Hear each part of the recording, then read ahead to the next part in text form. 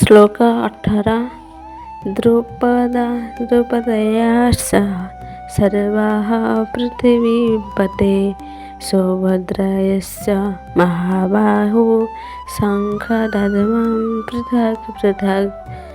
ଅର୍ଥାତ୍ ଏଠାରେ ସଞ୍ଜୟ ଧୃତରାଷ୍ଟ୍ରଙ୍କୁ ପୃଥିବୀପତେ କହି ସମ୍ବୋଧନ କରି ପାଣ୍ଡବ ପକ୍ଷ ଆଉ କେତେକ ଯୋଦ୍ଧାଙ୍କ ବିଷୟରେ କହୁଛନ୍ତି।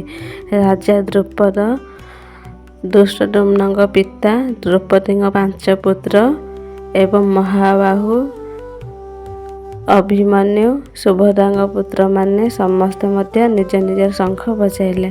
ସର୍ବଃ ଅର୍ଥାତ୍ ସବୁ ଦିଗରୁ ଏବଂ ପୃଥକ୍ ପୃଥକ୍ ଅର୍ଥାତ୍ ଅଲଗା ଅଲଗା ଶବ୍ଦର ପ୍ରୟୋଗ ଦର୍ଶାଯାଉଛି ଯେ ପାଣ୍ଡବ ସେନାର ପ୍ରତ୍ୟେକ ମହାନ ଯୋଦ୍ଧା ଉତ୍ସାହର ସହିତ ଯୁଦ୍ଧ ଘୋଷଣାରେ ଭାଗ ନେଲେ ଏବଂ ସେମାନଙ୍କର ସାମୂହିକ ଧ୍ୱନି ଅତ୍ୟନ୍ତ ପ୍ରଭାବଶାଳୀ ଥିଲା।